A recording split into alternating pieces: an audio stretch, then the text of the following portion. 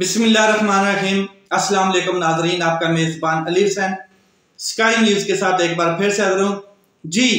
दो अहम तरीन डेवलपमेंट हुई हैं।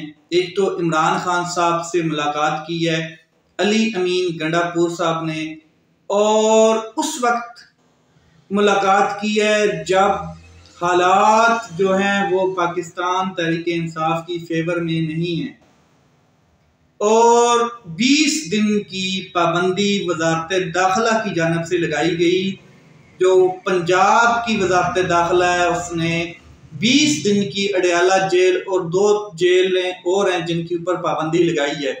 उस पाबंदी के बावजूद अली अमीन गंडापुर की इमरान खान साहब के साथ अडयाला जेल में मुलाकात, और ये किसके कहने पे हुई, क्यों हुई, उस मुलाकात का मतन क्या था, उस मुलाकात में क्या चीज़ें शेयर की। अली अमीन गंडापुर ने इतनी लंबी मुलाकात की है कि उसमें बहुत से पहलू जो हैं वो ज़ेरे गुफ्तगू आए हैं, उनके ऊपर बात करूंगा। और दूसरी जो अहम डेवलपमेंट है वो ये है कि इमरान खान साहब ने अडयाला जेल से एक गैर रस्मी साफियों के साथ गुफ्तगू की है, और उस गुफ्तगू के ऊपर बड़े अहम नुकात, बड़े अहम पॉइंट जो सामने आए हैं वो बड़े इंटरेस्टिंग हैं, बड़े दिलचस्प हैं। बड़ा एक मिजाज भी उसमें शामिल है और बड़ा मैसेज भी शामिल है। ये आज के व्लॉग में आपके साथ शेयर करूंगा। तो सबसे पहले बात करते हैं यहाँ से ही कि इमरान खान साहब ने जो गुफ्तगू की है वो 190 मिलियन पाउंड केस की समाअत के दौरान सहाफ़ियों के साथ इमरान खान साहब ने गैर रस्मी गुफ्तगू की है, और उसमें इमरान खान साहब ने बहुत सी चीज़ों के ऊपर रोशनी डाली है। सबसे पहले तो सवाल किया गया इमरान खान साहब से कि खान साहब, शेख रशीद पिंडी बॉय सियासी जमात आपकी छोड़ के चले गए हैं, पाकिस्तान तहरीक इंसाफ को खैराबाद कह गए, तो इसके ऊपर क्या कहेंगे आप। तो इमरान खान साहब ने एक कहका लगाया, मुस्कुराए और कहा कि शेख रशीद साहब का जो शुगल है उसको हम बड़ा मिस करेंगे। शेख रशीद साहब का जो मिजाज है, जो उनकी फनी दिलचस्प चीज़ें थी, उनको हम बड़ा मिस करेंगे। इसके अलावा नेक्स्ट सवाल ये था कि जो पाकिस्तान तहरीक इंसाफ के लोग प्रेस कॉन्फ्रेंस करके पाकिस्तान तहरीक इंसाफ को छोड़ गए, जिनके ऊपर मजबूरन जबरन मजलूम हैं, जो उनके हवाले से पाकिस्तान तहरीक इंसाफ की क्या स्ट्रेटजी होगी, क्या पॉलिसी होगी, क्या दोबारा पाकिस्तान तहरीक इंसाफ उनको अपने धारे में शामिल करेगी या नहीं करेगी। तो इमरान खान साहब ने कहा कि बिल्कुल ये बड़ा अहम सवाल है, इसके ऊपर पाकिस्तान तहरीक इंसाफ अपना एक स्टेप लेगी। वो ये है कि अगर जो मजलूम हैं, जिनके साथ जुल्म हुआ है, रियासत ने जबर किया है, जिनके ऊपर मुकदमात हुए हैं, जिनको मारा गया, जिनको रौंदा गया, जिनके कारोबार बंद किए गए, जिनके साथ सख्ती से पेश आया गया और जो बेकसूर थे खास करके, उनको दोबारा पाकिस्तान तहरीक इंसाफ में आने की इजाजत दी जाएगी, मगर तमाम लोगों को केस टू केस देखा जाएगा। पहले उनका स्टेटस देखा जाएगा कि उन्होंने पाकिस्तान तहरीक इंसाफ किस हालत में छोड़ी, किस टाइम छोड़ी, और क्या मजबूरी थी, क्या स्टेटस था वो छोड़ने का। तो ये बड़ी अहम चीज उन्होंने कही है। इसके अलावा अभी तक उन्होंने कहा है कि कोई हतमी फैसला नहीं हुआ कि पाकिस्तान तहरीक इंसाफ इनको अडॉप्ट करेगी दोबारा। फिर नेक्स्ट सवाल ये था कि आप जेल में इस टाइम हैं और क्या महसूस कर रहे हैं जेल में। तो उन्होंने कहा कि यहाँ पर मैं बिल्कुल दुरुस्त हूँ, ठीक हूँ, यहाँ पे कोई मुझे टेंशन नहीं है, लेकिन अटक जेल में जब था तो वहां पर मेरे साथ बड़ा ज्यादती की गई है, मुझे जमीन पर सुलाया गया, वहां पर सख्तियां थी जो मैंने बर्दाश्त की हैं, और वो सख्तियां जो अब यहाँ पर कम हैं। अलबत्ता यहाँ पर भी माहौल उसी तरह का है, मगर थोड़ी सी उसमें फ्लेक्सिबिलिटी है, जिसमें अब जो मुझे जो सेव रखा गया है और जो मुझे सहूलत मैसर है वो आपके सामने है। फिर इमरान खान साहब ने कहा कि IMF के दफ्तर के सामने जो एहतजाज हुआ वो बिल्कुल दुरुस्त था। फौज मुखालफ नारे अगर किसी ने लगाए हैं या फौज मुखालफ कोई वहाँ पर मुहिम जोई की गई, उससे मैं बेखबर हूँ, मुझे उसका इल्म नहीं है। मगर जो एहतजाज हुआ है, जो प्रोटेस्ट किया गया, वो बिल्कुल दुरुस्त था और इसमें कोई शक नहीं। अली अमीन गंडापुर के हवाले से उन्होंने कहा कि अली अमीन गंडापुर शहबाज शरीफ साहब से मिले हैं, बड़ा एक ऐसा कदम था, उनको मिलना भी चाहिए था, क्योंकि उन्होंने अपने सूबे को चलाना है और सूबे के वाजिबात भी वापस लेने हैं और उसकी डिलीवर भी करना है सूबे को। लेकिन उनको फोटो सेशन नहीं करवाना चाहिए था, यानी कि शहबाज शरीफ साहब के साथ अली अमीन गंडापुर को फोटो सेशन नहीं करवाना चाहिए था। उसकी वजह यह है कि पाकिस्तान के जो इस टाइम हालात हैं या जो हुकूमत इस टाइम मुसल्लत है, तो मुझे खदशा है कि ये वफाकी हुकूमत जो है ये खैबर पख्तूनख्वा का फंड जारी नहीं करेंगे, ये सिर्फ लॉलीपॉप दिया गया है। खैर, जो मुलाकात हुई है वो आपके सामने, 3 करोड़ वोट हमें मिला है और बाकी 17 जमातों को 3 करोड़ वोट दिया गया है। तो पाकिस्तान में होने वाले जितने भी इंतखाबात हैं, ये जो 2024 के इंतखाबात हुए हैं, 8 फरवरी को और 9 फरवरी को जो एक अलग से इंतखाब किया गया है, इन सब का ऑडिट होना चाहिए और इसके बगैर हम आगे नहीं बढ़ सकते। ये हुकूमत चल नहीं सकती। मेरे घर पर डाका मारा गया है और फिर मुझे ये कहा जा रहा है कि भूल जाओ, यानी कि मेरे घर पे डाका मार के फिर मेरे कंधे पे हाथ रख के मुझे ये कह रहे हैं कि चलें जी, जो कुछ हो गया उसको भूल जाओ। ये नहीं हो सकता। ये जो वोट को इज्जत देने वाले लोग थे, इन्होंने बूट को इज्जत देना दोबारा शुरू कर दी और इसमें कोई शक नहीं है कि नवाज शरीफ साहब जब भी इख्तिदार में आए हैं, बूट पॉलिश करके चमका के आए हैं, इसमें कोई शक नहीं है। शरीफ खानदान को बूट के बगैर कभी शेरवानी वाला सूट नहीं मिला है या शेरवानी नहीं मिली है। फलस्तीन के मसले के ऊपर OIC जो है उसको खड़ा होना चाहिए था, लेकिन अफसोस के OIC ही रही और साउथ अफ्रीका ने स्टैंड लिया। फलस्तीन का मसला बड़ा अहम है और हमें जो मालूमात है कि हम जंग नहीं कर सकते और इसको ख़त्म होना चाहिए।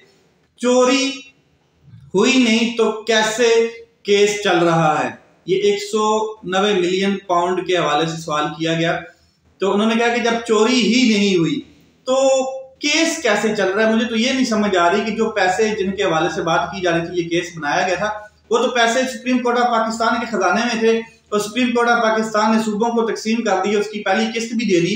तो ये अब केस चल किस लेवल पे रहा। उन्होंने कहा कि ये केस इसलिए चल रहा है कि मेरे बाकी केसेस में शायद मुझे हाई कोर्ट से रिलीफ मिल जाए, जमानतें हो जाएं, तो ये इसमें गिरफ्तार करेंगे। यूसुफ रजा गिलानी का बेटा सेनेट इलेक्शन में पैसे देते हुए पकड़ा गया, आज तक केस नहीं चल सका। आज इलेक्ट्रॉनिक वोटिंग मशीन होती तो धांधली का मामला 1 घंटे में हल हो जाना था। बिल्कुल इमरान खान साहब के दौर में इसके ऊपर बात की गई थी, मगर अपोजिशन ने इसको सीरियस नहीं लिया, क्योंकि उन्होंने ये जो धांधला करना होता है और इसमें सहूलतकारी जो इनको मिलती है तो वो बहुत मुश्किल हो जाती। IMF से कर्ज लेने से मुल्क में सियासी इस्तेकाम आएगा या सियासी इस्तेकाम जरूरी है IMF से पहले। ये उन्होंने कहा सियासी इस्तेकाम तब भी होगा तब जब अवाम के इस चोरी होने वाले मैंडेट को वापस किया जाए और जो मुझे मैंडेट दिया गया है उसके ऊपर बातचीत की जाए मेरे साथ। मेरा मैंडेट अगर वापस नहीं होता तो ये भूल जाएं कि मुल्क में सियासी इस्तेकाम आएगा और फिर माशी इस्तेकाम सियासी इस्तेकाम के साथ जुड़ा हुआ है। अगर सियासी इस्तेकाम नहीं आता तो माशी इस्तेकाम कभी नहीं आएगा। 18 माह के दौरान मुल्क पर रिकॉर्ड कर्जा चढ़ गया है, निगरान हुकूमत का कॉन्सेप्ट मुकम्मल तबाह किया गया और मुल्क को भी तबाह कर दिया गया। ये सब मिले हुए हैं, इलेक्शन कमीशन, मुस्लिम लीग नून और बाकी इदारे मिले हुए थे, तब इन पर हम एतमाद नहीं कर सकते। साफ शफाफ इलेक्शन आज करवा दें, जो भी आए मुझे मंजूर है। अगर मुझे मैंडेट नहीं मिलता तो मैं अपोजिशन में बैठने के लिए तैयार हूं और तस्लीम भी करूंगा, लेकिन ये साफ शफाफ इलेक्शन नहीं था और ये बिल्कुल कैटेगोरिकल पूरी दुनिया कह रही है। जरूरत है कि साफ शफाफ इलेक्शन होते और मैंडेट तस्लीम किया जाता, लेकिन मेरे आज भी जो मैंडेट हमें मिला है उसमें भी ये धांधली करने का सोच रहे हैं, सीटें कम करने की सोच रहे हैं, 20 सीटों के ऊपर रिकाउंटिंग का ये सोच रहे हैं। एक कौम बनकर हमें चलना चाहिए और रिफॉर्म्स होनी चाहिए, लेकिन रिफॉर्म्स कैसे होंगी जब हमारा मैंडेट ही हमें नहीं दिया जा रहा। अटक जेल में मेरे साथ उन्होंने कहा कि बहुत बुरा सलूक किया गया, मुझे सख्ती से पेश आया गया और मुझे जो जमीन पर लिटाया गया, सोने पर मजबूर किया गया। ये उनकी गुफ्तगू थी। अली अमीन गंडापुर के हवाले से भी उन्होंने कहा कि उनको फोटो सेशन नहीं करवाना चाहिए था। अब बात करते हैं अली अमीन गंडापुर के हवाले से। तो ये बड़ी अहम चीज है कि अली अमीन गंडापुर की मुलाकात हुई इमरान खान साहब के साथ without any protocol. Imran Khan साहब के साथ जा मिले हैं और उस टाइम मिले हैं कि जब कोई मीडिया का वहां पर नुमाइंदा मौजूद नहीं था, जगह सारी साफ करवाई गई थी और अचानक जाके इमरान खान साहब से मुलाकात करवाई गई है।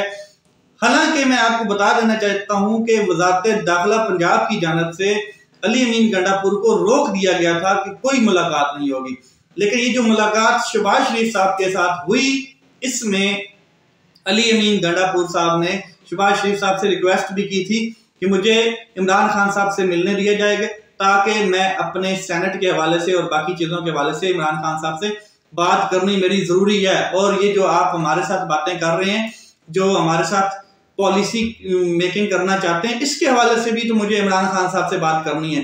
तो ऐसा क्यों हुआ और किस वजह से हुआ? और दूसरा, एक तो क्या वजीर आला केपी के 5 साल मुद्दत पूरी कर पाएंगे?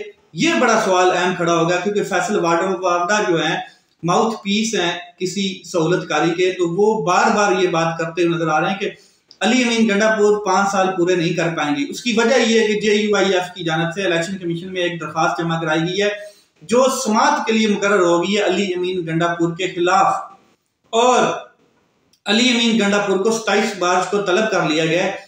अगर तो ये दरखास्त समाअत के लिए मुकर्रर हो गई है और इसके ऊपर समाअत होती है और फैसला अली अमीन गंडापुर के खिलाफ आ जाता है, तो फिर अली अमीन गंडापुर को हाथ धोना पड़ेगा वज़ारत आला से। और फैसल वावदा साहब ये कह रहे हैं कि ईद के बाद वज़ीर आला केपी के आपको नजर नहीं आएंगे। अब ये क्यों किया जा रहा है, इसके बारे में आपको मैं बता देना चाहता हूँ कि अली अमीन गंडापुर की चॉइस, अली अमीन गंडापुर जो है, इनको लगाना ही जो इमरान खान साहब की जिद थी, लेकिन सहूलतकार जो स्टैब्लिशमेंट के लोग हैं ये नहीं चाहते थे कि अली अमीन गंडापुर KPK में लगें, जैसे कि वो नहीं चाहते थे कि मियां असलम इकबाल पंजाब में उनको कोई सीट दी जाए, या जैसे वो नहीं चाहते हैं कि जिन जिन लोगों के 9 मई में आए हैं उनको, जिनके नाम 9 मई में आए हैं उनको कोई ऐसा ओहदा दिया जाए। तो बगैर प्रोटोकॉल के अडाला जेल में मुलाकात हुई है। कम अज कम जेल के अंदर 30 मिनट मुलाकात की या 30 मिनट में गुफ्तगू की है। बहुत लंबी चौड़ी गुफ्तगू थी। कॉन्फ्रेंस रूम के अंदर PTI के बानी चेयरमैन और अली अमीन गंडापुर को बिठाया गया कॉन्फ्रेंस रूम के अंदर, और उन्होंने तमाम अपनी डिस्कशन में बताया कि शहबाज शरीफ साहब के साथ मुलाकात में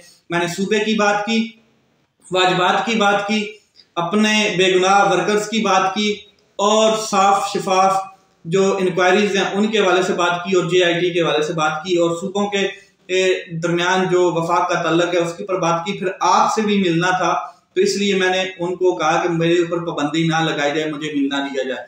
एक चीज। दूसरा, अली अमीन गंडापुर ने यह भी बात की कि जो पार्टी के अंदर इस टाइम रॉन्ग नंबर्स हैं उनके हवाले से भी बात की, डिस्कस की कि किन किन रॉन्ग नंबर्स के हवाले से बात सोशल मीडिया पे चल रही है और कौन कौन है।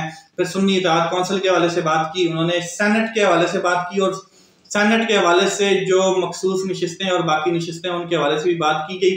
और जैसे ये मुलाकात खत्म होती है तो उसके बाद पाकिस्तान तहरीक इंसाफ अपने सेनेट के उम्मीदवारों के नाम जो है वो अनाउंस कर देते हैं प्रॉपरली, यानी कि जो भी डिसाइड किया गया इमरान खान साहब की जानिब से KPK के अंदर जनरल नशिस्तों के ऊपर जो सेनेट की हैं, मुराद सईद को नामजद किया गया है, अजहर मशवानी को, फैसल जावेद को, मिर्जा अफरीदी को, इरफान सलीम को और खुरम जीशान को।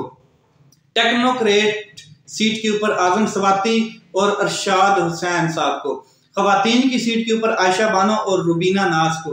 पंजाब के अंदर जनरल नशिस्तें जो है उनके ऊपर हामिद खान, जुल्फी बुखारी, उमर सरफराज चीमा और कर्नल एजाज मिनास को। लेकिन टेक्नोक्रेट की सीट के ऊपर जाएंगी डॉक्टर यास्मीन राशिद और खवातीन की नशिस्त के ऊपर जाएंगी सनम जावेद। ये तमाम वो लोग हैं जिनके ऊपर 9 मई के मुकदमात हैं और वो भुगत रहे हैं, लेकिन जो एस्टैब्लिशमेंट है वो बिल्कुल इमरान खान साहब से खफा है इसी चीज के ऊपर कि वो इन लोगों को कोई ओहदा ना दे। मगर इन लोगों ने बड़ी कुर्बानियां भी दी हैं, पाकिस्तान तहरीक इंसाफ के साथ खड़े रहे हैं डट के मुश्किल हालात में, तो इमरान खान साहब इनको कभी भूल नहीं सकते। ये चीजें चल रही हैं और देखते हैं कि ये मामला किस तरफ जाते हैं, ऊंट किस करवट बैठता है, क्योंकि सहूलतकार भी परेशान है, हुकूमत भी परेशान है और बाबू जी भी परेशान है, वो भी लंदन भागने की तैयारियों में। अपना ख्याल रखें, अपने भाई के इस चैनल का ख्याल रखें। पाकिस्तान जिंदाबाद।